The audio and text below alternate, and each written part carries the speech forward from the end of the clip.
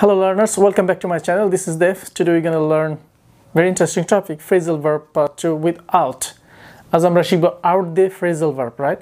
ভার্বের শেষে out থাকবে এবং সেগুলোতে আমরা phrasal verb। আমি আমার আগের ভিডিওগুলোতে বলেছি যদি আপনি ইংরেজিতে এক্সপার্ট হতে চান বা আপনার ইংরেজি লেভেলটাকে অ্যাডভান্স লেভেলে নিয়ে যেতে চান অথবা অনর্গল কথা বলতে চান তাহলে নেটিভ স্পিকার যেটা করে সেটা আপনাকে করতে হবে। সেটা হচ্ছে তারা যেমন phrasal verb অনেক ইউজ করে idiomatic expression, I mean idioms and advanced word, right? So এগুলো আমাদেরকে বেশি বেশি প্র্যাকটিস করতে হবে।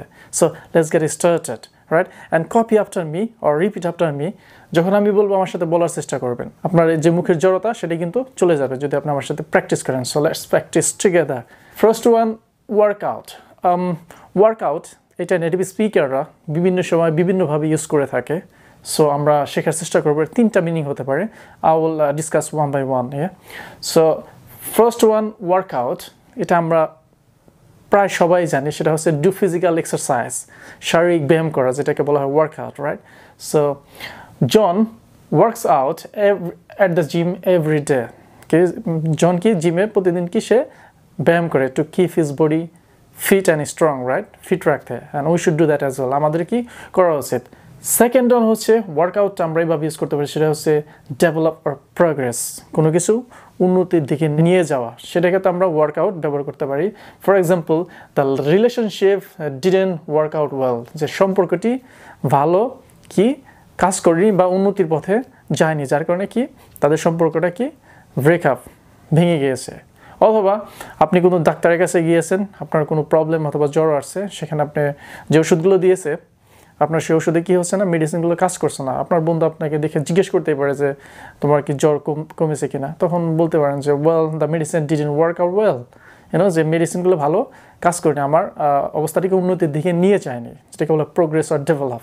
থার্ড ওয়ান, ওয়ার্কআউট দিয়ে সেটা হচ্ছে আন্ডারস্ট্যান্ড সামথিং, কোনো কিছু গভীরভাবে চিন্তা করে, think about a problem and find an answer or the solution, right? যে কোনো কিছু চিন্তা করা গভীরভাবে এবং সেটার আনসার খুঁজে বের করা, যেটা কারণটা কি, অথবা ফিগার আউট। এইটা believe me native speaker they use a lot. So work out or figure out both are same. So আমরা বলতে পারি the police are trying to work out or figure out what cause the accident, যে অ্যাক্সিডেন্টটা কেন হয়েছিল সেটা কি তারা কি চেষ্টা করতেছে সেটা খুঁজে বের করতে অথবা সেটা বুঝতে, রাইট? সো ফিগার আউট অথবা ওয়ার্কআউট আমরা ইউজ করতে পারি।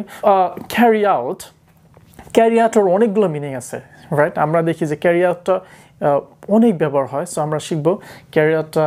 দেখেন এখানে ক্যারি আউটের আমি লিখে রাখছি an order, A plan, an experiment, a survey or an investigation, right? So আমরা মনে রাখার চেষ্টা করবো ক্যারি আউটের ফার্স্ট মিনিংটা হচ্ছে পালন করা, রাইট? কোনো আদেশ পালন করা হতে পারে। অ্যান্ড প্ল্যান, যদি কোনো প্ল্যান থাকে, কোনো প্রকল্প, রাইট? কোনো প্ল্যান যদি পরিকল্পনা থাকে সেটা বাস্তবায়ন করার ক্ষেত্রে ক্যারি আউটটা আমরা ব্যবহার করতে পারবো।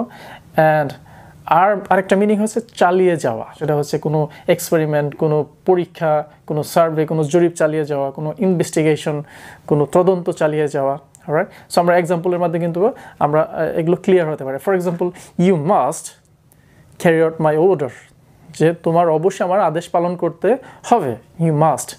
আমরা বলতে পারি John has the ability to carry out a big plan, যে বড় একটি প্রকল্প বাস্তবায়নের ক্ষমতা কার আছে? জনের আছে। An experiment will be carry out to find out the issue, to find out the answer অথবা to find out the solution. যে এক্সপেরিমেন্ট একটা জরিপ চালানো হবে কোনো প্রজেক্টের উপর, অথবা an a survey will be carried out, একটা জরিপ চালানো হবে on that project, ওই প্রকল্পের উপর। অথবা an investigation will be carried out, একটি তদন্ত চালানো হবে to find out the criminal or whatever.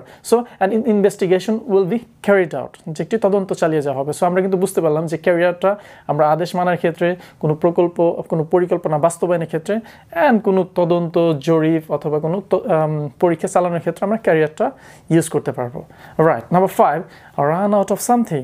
Run out, এটা কিন্তু আমরা বুঝতে পারছি যে রান আউটের মিনিং হচ্ছে কোনো কিছু ফুরিয়ে যাওয়া, রাইট?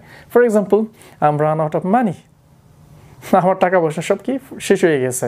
অথবা উই র্যান আউট, এখানে পাস্ট টেন্স ব্যবহার করা হয়েছে, we ran out of petrol on the highway, যে আমাদের যে কার ছিল, গাড়ির পেট্রোল শেষ হয়ে গিয়েছিল হাইওয়েতে, right?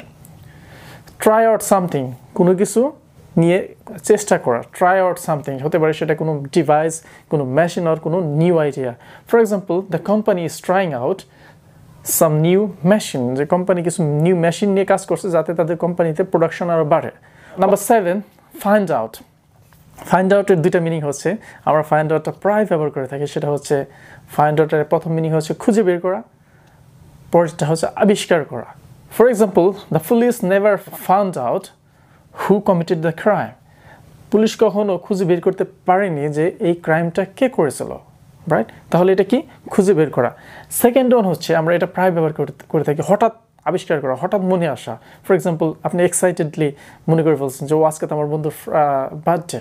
For example, I just found out that today is Maria's birthday.